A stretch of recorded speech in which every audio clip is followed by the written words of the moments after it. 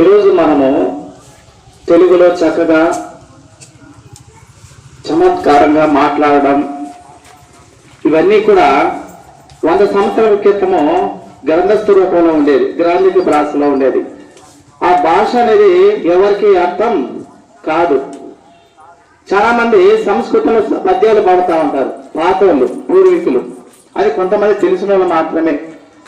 కానీ వీటిని చక్కగా అనువాదం చేసినటువంటి వ్యక్తి మన గిడుగు వెంకట రామూర్తి గారు.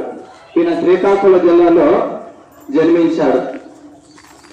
ఈయన మొదటగా చదువుకున్న రోజుల్లో అవన్నీ బాగా అంటే తాటాకుల మీద రాసినటువంటి ఆ అక్షరాలు కూడా అర్థం చేసుకుని ఎవరు కూడా చేయలేనటువంటి అనువాదం అని ఈయన చేశాడు. ఎవరు? గిడుగు వెంకట రామూర్తి గారు. అందుకే గిడుగును పిడుగు అంటారు. ఎందుకు? పిడుగు ఎలా పడుతుంది? పడినప్పుడు వెలుగు వస్తుందా? అందుకే తెలుగు మనకు మన జీవితానికి వెలుగు. తెలుగు లేదనుకో మన జీవితమో వెలుగు లేదు. ఓకేనా? అందుకే తెలుగులో ఉన్నటువంటి మాధుర్యము భాషలో భారతదేశంలో 22 భాషలు మాట్లాడతారు. ఇంకా ఎక్కువ ఉంది కానీ వాటికి లిపి లేదు. కానీ లిపి ఉండే భాషలు మాత్రమే. ఓకేనా? 22లో 16 భాషలు మాత్రమే. కొన్నిటికి లిపి 18 భాషలు లిపి ఉంది. కానీ తెలుగు అనేది భారతదేశంలో 22 భాషల్లో స్థానం ఎన్నో స్థానం అంటే 9ది. ఎక్కువగా నేర్చుకునే భాష కూడా తెలుగే. భారతదేశంలో హిమాచల్ ప్రదేశ్ ఉంది కదా, ఆ హిమాచల్ ప్రదేశంలో మన హిందీ ఎలాగైతే ఒక సెకండ్ లాంగ్వేజ్ పెట్టారో అలాగా మన తెలుగు కూడా అక్కడ సెకండ్ లాంగ్వేజ్ పెట్టారు. ఇప్పుడు జరుగుతుంది. ఓకేనా? తెలుగు ఎక్కువగా మాట్లాడినటువంటి నేర్చుకున్నటువంటి భాష కూడా తెలుగే. అందుకే మన పూర్వీకులు చాలా మంది ఏం చేశారంటే ఈ భాష అర్థం ఇప్పుడు మనం బోధిస్తున్నటువంటి పాఠ్యాంశం కూడా తెలుగులో బోధిస్తున్నాం. ఎందుకు? పిల్లలకు అందరికి కూడా చక్కగా అర్థమయ్యే రీతిగా. అందుకే మాతృభాష అంటారు కదా, మాతృభాష. మన తల్లి దగ్గర నేర్చుకున్నటువంటి భాష అయితే మాతృభాష. అవునా? తల్లి ఫస్ట్ అమ్మ బడి, మొదటి బడి, రెండో బడి, ఈ బడి. ఓకేనా? ఎక్కడ చదవండి, అది 2 బడి.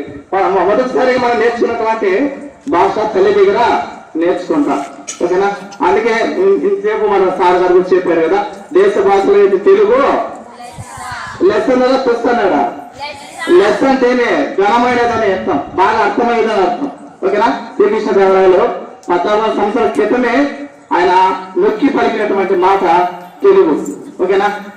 చాలా మంది తెలుగు మాట్లాడతారు కానీ చదవలేరు, రాయలేరు. చాలా బాధాకరమైనటువంటి అంశం. ఓకేనా? మన ఎల్కేజీ నుండి లేదంటే ఫస్ట్ క్లాస్ నుండి తెలుగు మాట్లాడుతూనే ఉంటాము. అవునా? ఇంటి చదువు రాని కూడా వాడు కూడా ఏం చేస్తారు, చిన్నలు పెద్దలు అందరూ కూడా మాట్లాడుతూ స్పష్టంగా మాట్లాడము, స్పష్టంగా చదవడం చాలా అరుదు. ఓకేనా? వర్ణమాలు కానీ ఇవన్నీ కూడా వాళ్ళందరూ కూడా ఏం చేశారంటే మన పూర్వీకులు కూడా. ఓకేనా? అవన్నీ కూడా మనకు అర్థమయ్యే రీతిగా రాసించారు. కానీ వాటిని చదివి ఉపయోగించుకోలేక చాలా మంది పోతున్నారు కదా. అలా లేకుండా మన పూర్వీకులు చేసినటువంటి ఆ గొప్ప పని. ఓకేనా? తెలుగు భాష అనేది చాలా ఉన్నతమైనది. ఓకేనా? మన రాష్ట్రంలోనే కాకుండా ఇతర రాష్ట్రాల్లో కూడా తెలుగు మాట్లాడుతున్న సందర్భము ఉంది. అవునా? మనకు ఇచ్చినటువంటి గొప్ప ఒక అవకాశం ఎవరు? గిడుగు వెంకట రామూర్తి గారు చాలా శ్రమించారు. అంత మాత్రమే కాదు కానీ ఆయన టీచర్ ఉపాధ్యాయుడిగా పనిచేశారు. మొదటగా ఉపాధ్యాయుడిగా పనిచేశారు.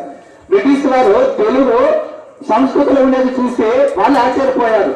కానీ ఈయన అనువాదం చేసిన దాన్ని బట్టి ఒక ఆయనకు బిరుదు కళా ప్రపూర్ణ బిరుదు ఇచ్చారు, రా బహుదూర్ శాసనం బిరుదు ఇచ్చారు. ఓకేనా? బ్రిటిష్ వారు ఇచ్చారు. అంత పండితుడు, ఓకేనా, మంచి నైపుణ్యం కలిగినటువంటి వ్యక్తి గిడుగు రామూర్తి గారు. ఓకేనా? అందుకే ఆయన గిడుగు పిడుగు అన్నారు. ఓకేనా? ఇప్పుడు మన భారతదేశంలోనే ఈయన ఒక చిత్రకారుడు కూడా. సార్ చెప్పాడు కదా, పండితుడు, ఆయన చిత్రకారుడు కూడా. ఆ బొమ్మలు కూడా చాలా బాగా చక్కగా వేసేటటువంటి వ్యక్తి మన గిడుగు రామూర్తి గారు. అందుకే తెలుగు మనం అందరం కూడా చక్కగా మాట్లాడడానికి ఓకేనా నేర్చుకుందాం. ఓకేనా? ఎవరికి తెలుగు రాదు అనే మాట ఉండకూడదు. ఓకేనా? అలాగా చేసి మనం కూడా ఇప్పుడు ఆయన గురించి మనం చెప్పుకుంటున్నామంటే భారతదేశం మొత్తానికి ఆయనకు ప్రపంచంలో ఈయనకు మంచి కవిగా పేరు పొందినటువంటి వ్యక్తి, కవి, రచయిత, ఓకేనా, చిత్రకారుడు, భాష అనువాదం చేసే దాంట్లో కూడా నైపుణ్యం కలిగినటువంటి వ్యక్తి. అందరూ ఉన్నారు కదా, అందరూ ఉన్నారు కదా, వాళ్ళకి ఆ పేరు రాలేదు. కానీ ఒక గిడుగు వెంకటరామూర్తి గారికి మాత్రం ఆ పేరు వచ్చింది. ఈ రోజు మన భారతదేశంలో మన రాష్ట్రంలోని ఎక్కువగా ఈ రోజు తెలుగు దినోత్సవ పండుగ జరుపుకుంటున్నామంటే ఆయన పుణ్యం వల్లనే మనకి ఇది దక్కింది. మీకు అందరూ కూడా ఏం చెప్తున్నారంటే తెలుగు చక్కగా నేర్చుకుని చదవడం రాయడం వస్తేనే మీరు విద్యార్థులుగా పరిగణించబడతారు, లేకపోతే పరిగణించబడరు. మీరు ఎంత చదివినా ఎంత బడికి వచ్చినా తెలుగు సరిగా రాయడం చదవడం లేకపోతే ఒక మీరు విద్యార్థులు కాదు. అందరూ కూడా బాగా చదువుకుని నేర్చుకుని ఒక పాఠశాలకు ఒక గొప్ప స్థానాన్ని సంపాదించాలని కోరుకుంటున్నాం. ఈ చిన్న అవకాశం ఇచ్చినటువంటి స్కూల్ ప్రిన్సిపాల్ గారు కూడా ధన్యవాదాలు.